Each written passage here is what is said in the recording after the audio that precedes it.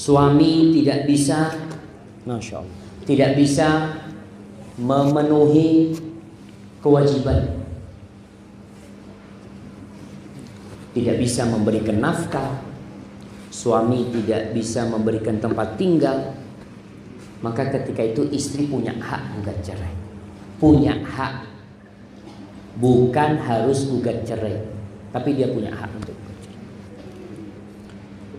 Kemudian para ulama menyebutkan termasuk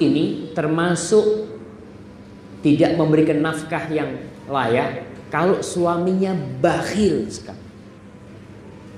Itu boleh gugat cerai? Boleh. Suami Ustaz ngasih nafkah tapi nggak cukup. Ini kita bicara boleh ya. Sebagaimana para ulama dalam kitab-kitab fikih mereka, Ibnu Qudamah dan kitabnya Al-Mughni.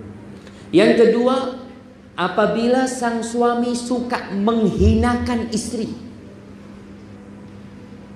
baik menghinakan dengan ucapan, dicaci maki istrinya, dijelek-jelekin istrinya, dilaknat istrinya, atau dipukul istrinya tanpa sebab yang syar'i, maka tatkala itu boleh dia menggugat cerai walaupun peristiwa itu sekali terjadi. Nggak main-main ya. Al-Khalil menyebutkan tentang hal ini, walahat taklif bid-dhararil bayyin walau lam tashhadil bayyina bitakarruri. Artinya boleh perempuan ini minta diceraikan gara-gara dia suka disakitin, jelas dia disakitin dengan tampak, dengan jelas, walaupun tidak berulang kali. Ini sang suami harus sadar kalau istrinya minta cerai, jangan tahu-tahu dia menyampaikan hadis Nabi alaihissalatu wassalam, ayyuma imra'atin talabat talaqan min ghairi ma bihi ba's. Wanita mana saja yang minta cerai tanpa ada sebab yang syar'i, faharamun alaihi raihatul jannah, maka haram bagi dia mencium bau surga. Tapi kalau ternyata antum nyakitin dia, mencaci maki dia, menghinakan dia, memukul dia, ketika itu dia punya hak untuk gugat cerai. Jadi hadis yang antum bacakan tadi nggak masuk, karena dia punya sebab bercerai itu. Kemudian yang ketiga, apabila si perempuan ini merasa bahaya karena sering ditinggal sama suaminya. Suaminya sering keluar kota, lebih dari 6 bulan. Seperti yang kerja umpamanya, ada yang jadi TKI, ada yang kerja di perkapalan, 9 bulan baru balik kadang-kala. Dia boleh, ini perkataannya boleh minta cerai kalau memang dia merasa bahaya. Artinya dia merasa terfitnah, kebutuhan dia tidak terpenuhi. Dia menikah salah satu tujuannya adalah menyelamatkan kehormatan diri. Ketika ditinggal suaminya kerja 2 tahun, kalau sang suami kerja 2 tahun di Malaysia, kerja 2 tahun di Saudi, dia bisa kawin lagi di sana. Dan banyak Anda jumpai mereka kawin lagi, tapi istrinya nggak bisa. Ketika dia punya keinginan, apa yang harus dia lakukan?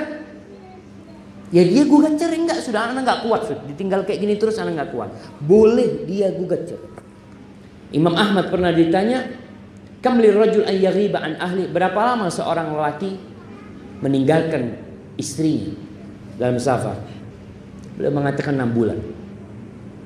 Jadi 6 bulan istri gue cerai. Tapi kalau istri ridho, ahlan wa sahlan. Ada istri-istri yang senang ditinggal suaminya lama-lama. Nggak apa-apa mas, yang penting fulusnya ditransfer. Ada tuh suami yang istri kayak gitu, nggak apa-apa, berarti nggak ada masalah. Sang istri tidak ada masalah dengan suaminya meninggalkan dia, berarti nggak perlu dia gugat cerai. Yang keempat, kalau suaminya dipenjara, ditahan karena kasus apa, ditahan dalam waktu yang lama, kemudian sang istri merasa aduh nggak kuat anak kalau seperti ini, bahaya. Bukan sang istri, ada yang mengatakan istri yang tidak setia sama suaminya, bukan. Tapi ada masalah agama yang harus dijaga. Ketika dia punya keinginan tidak tersalurkan, kemudian dia bisa berzina, maka di situ diperbolehkan bagi dia untuk gugat cerai. Untuk gugat cerai.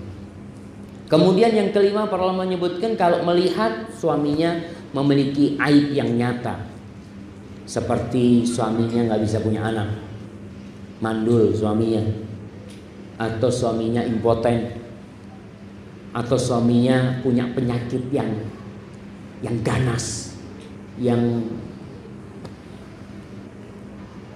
apa istilahnya, yang menular, yang berbahaya. Boleh istri gugat cerai? Boleh. Suami kena aib umpamanya, na'udzubillah min dzalik, boleh. Kita bicara boleh ya, bukan dianjurkan. Tidak dianjurkan dia merawat suaminya bagi suami yang sudah taubat umpamanya. Kemudian yang keenam disebutkan para ulama, kejahatan suaminya dari sisi dia tidak beribadah kepada Allah Jalla Jalla. Suaminya nggak sholat, suaminya pelaku sihir, perdukunan, suaminya suka main judi, apalagi berzina. Jadi selama suaminya ini melakukan dosa-dosa besar yang belum mengeluarkan dari Islam, kalau suaminya sudah kufur, maka nikahnya otomatis terlepas sendiri. Suaminya umpamanya murtad, ya sudah, pernikahan itu sudah terlepas. Jadi si perempuan sudah bukan istrinya lagi. Tapi kalau masih melakukan dosa-dosa besar, si istri di sini hendaklah dia minta tolak, gugat cerai kalau memang dia sudah tidak bisa memperbaiki suaminya. Silakan